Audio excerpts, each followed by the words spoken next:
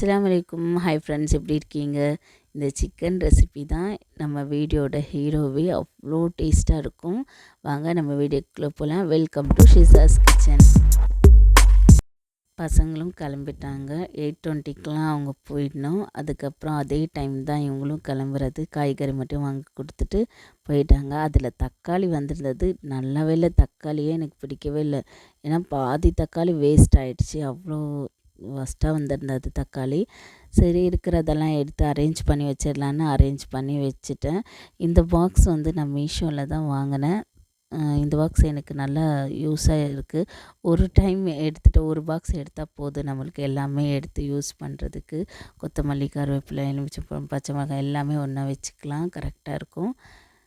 நான் சாம்பார் தான் செய்யலான்னு எடுத்திருந்தேன். கோஸ் வச்சு சாம்பார் செய்யலான்னு இதை வச்சுட்டு, இது மாதிரி வைக்கிறதுக்கு எனக்கு பயம். குக்கரில் எங்கள் அம்மா தான் சொன்னாங்க, இதே மாதிரி வச்சுக்க, டைம் சேவ் ஆகும்னு சொல்லிட்டு.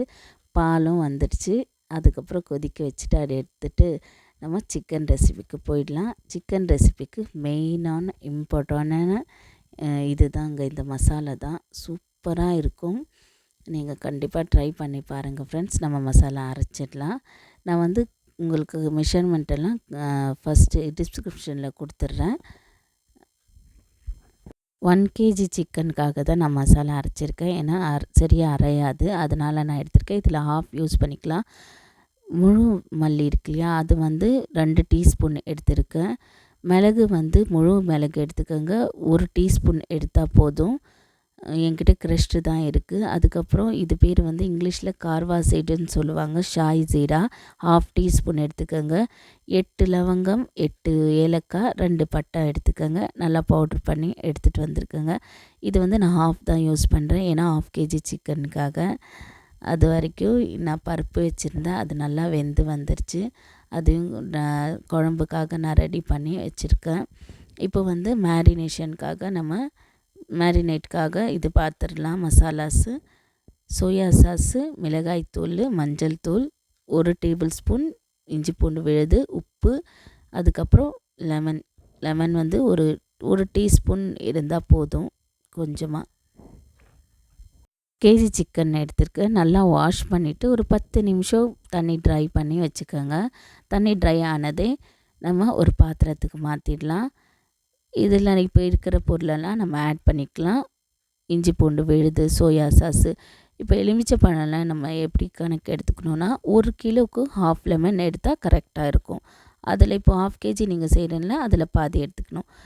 உங்களுக்கு சில்லி சாஸு, டொமேட்டோ சாஸ் எல்லாம் இருந்தால் நீங்கள் ஆட் பண்ணிக்கோங்க, நல்லா இருக்கும். நான் ஆட் பண்ணலை, ஏன்னா இதே நல்ல காரம். இதுக்கப்புறம் நம்ம பச்சை மிளகாலாம் சேர்க்குறோம், அதனால் கரெக்டாக இருக்கும். உங்களுக்கு தேவைன்னா நீங்கள் எடுத்துக்கோங்க. சில்லி சாஸ் எடுத்துக்கிறீங்கன்னா 1 டீஸ்பூன் ஆட் பண்ணிக்கோங்க. டொமேட்டோ சாஸ் 1 டீஸ்பூன் ஆட் பண்ணிக்கோங்க, கரெக்டாக இருக்கும். நல்லா மிக்ஸ் பண்ணிக்கோங்க. நீங்கள் ஸ்பூனில் கூட மிக்ஸ் பண்ணிக்கலாம். நான் கையில் மிக்ஸ் பண்ணிவிட்டேன். அதுக்கப்புறம் நான் அரைச்சி வச்சில்லையா, அந்த பவுடரை ஆட் பண்ணிக்கலாம். ஒரு ஹாஃப் ஆட் பண்ணால் போதும். நல்லா மிக்ஸ் பண்ணிவிட்டு நான் ஆட் பண்ணிக்கிறேன். ஆட் பண்ணிவிட்டு நல்லா மேரினேட் பண்ணிக்கோங்க. இது ரொம்ப நேரம் நம்ம மேரினேட் பண்ணி வைக்கணும், அது மாதிரியெல்லாம் மேரினேட் பண்ணதே நம்ம செய்யலாம். எனக்கு வந்து குழம்பு தாளிக்கிறது இருந்தது, அதனால் மேரினேட் பண்ணிவிட்டு ஒரு 10 நிமிஷம் வச்சுட்டு, மிளகாய்த்தூள் கொஞ்சம் காரம் கம்மியாக இருந்தது, மறுபடியும் ஆட் பண்ணேன்னா 1 டீஸ்பூன். நான் மெஷர்மெண்ட் வந்து உங்களுக்கு கண்டிப்பாக டிஸ்கிரிப்ஷனில் கொடுக்குறேன். இது ஒரு 10 நிமிஷம் தான் இருக்கும். நான் அது வரைக்கும் குழம்பு வந்து தாளித்து எடுத்துக்கலான்னு வெங்காயம்லாம் கட் பண்ணிகிட்ருக்கேன். இந்த சிக்கன் ரெசிபி நீங்கள் செய்கிறதா இருந்தால் ஸ்டார்டிங்காக 1 kg வாங்கி செய்துக்கோங்க. அப்போ தான் அந்த டேஸ்ட்டு பத்தாமல் போயிடும். அவ்வளோ டேஸ்ட்டாக இருக்கும். சாம்பாரும் ரெடி ஆகிடுச்சு, ஒரு சைடு சாதமும் ரெடி ஆகிடுச்சு. இது ரெண்டையும் ஒரு சைடு பண்ணிவிட்டு அதுக்கப்புறம் நம்ம சிக்கனை ஃப்ரை பண்ணி எடுத்துக்கலாம். உங்கள்கிட்ட எது இருக்கோ, பேனோ கடாயோ எது இருந்தாலும் எடுத்துக்கோங்க. எடுத்துகிட்டு ஒரு 3 டீஸ்பூன் ஆயில் ஆட் பண்ணிக்கோங்க, கரெக்டாக இருக்கும். நான் ஒரு 4 டீஸ்பூனுக்கு மேலே ஆட் பண்ணிட்டேன், அதனால் எனக்கு கொஞ்சம் அதிகமாகிடுச்சு ஆயில். நீங்கள் கம்மியாகவே ஆட் பண்ணிக்கோங்க. கம்மியாக ஆட் பண்ணாலே நல்லா சீக்கிரமாக வெந்து வந்துடுது இந்த சிக்கன்னு. ஆயிலெல்லாம் ரொம்ப அதிகமாக தேவையில்லை சிக்கன் ரெசிபிக்கு. நம்ம ஆயில் ஹீட் ஆகிடுச்சு, சிக்கனை ஆட் பண்ணிக்கலாம். இந்த சிக்கன் மசாலாலாம் இருக்கும் இல்லையா, அந்த பாத்திரத்தில் எல்லாமே எடுத்து அதிலே ஆட் பண்ணி போட்டுருங்க. அப்போ தான் அந்த மசாலாவோட இருக்கிறது நல்லாயிருக்கும். வேஸ்ட் பண்ணாதீங்க. நல்லா நல்லா ஹீட் வச்சுட்டு ஹையில் வச்சு நீங்கள் ஒரு சைடு நல்லா குக் ஆனது இன்னொரு சைடு திருப்பிக்கலாம். நம்ம ஒரு ஒரு 5 நிமிஷம் அப்படி வைங்க. ரொம்ப ஹையிலே வச்சுட்டா கூட தீஞ்சிடும். அதனால மீடியமும் ஹையும் நீங்கள் கொஞ்சம் மாற்றி மாற்றி வைக்கணும். பக்கத்திலே நின்னா நல்லது. காலையில் ஒரு 5 மணிக்கு எந்திரிச்சா எல்லா வேலையும் கரெக்டாக இருக்கும் ஃப்ரெண்ட்ஸ். எனக்கு எல்லாருக்கும் எப்படி இருக்குதுன்னு தெரியல. ஆனால் கொஞ்சம் லேட்டாக ஒரு 6:45க்கு எந்திரிச்சிட்டேன். ஆனால் நேற்று ரொம்ப லேட். அப்படி எந்திரிக்கவே இல்லை. ஒரு நாள் கூட நான் நல்லா தூங்கிட்டுருக்கேன்.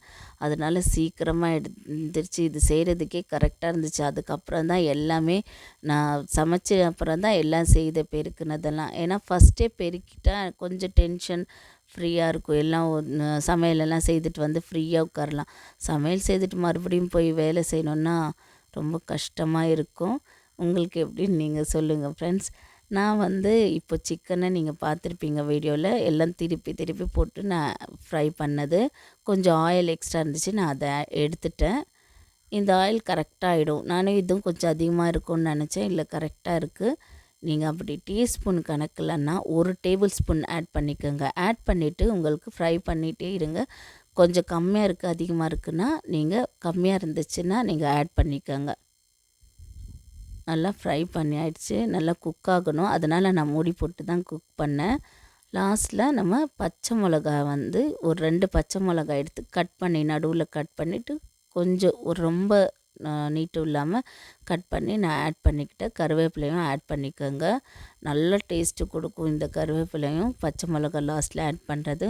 நல்லா குக் ஆகிருக்கு. நான் காமிக்கிறேன் பாருங்கள். சூடு நல்லா பிடிக்க முடியல. நல்லா மிக்ஸ் பண்ணிவிட்டு நீங்கள் ஸ்டவ்வை ஆஃப் பண்ணிவிடுங்க. செம்ம டேஸ்ட்டாக இருக்கும் ஃப்ரெண்ட்ஸ். கண்டிப்பாக நீங்கள் ட்ரை பண்ணுங்கள். ட்ரை பண்ணிவிட்டு எப்படி இருக்குதுன்னு எனக்கு சொல்லுங்கள் ஃப்ரெண்ட்ஸ்.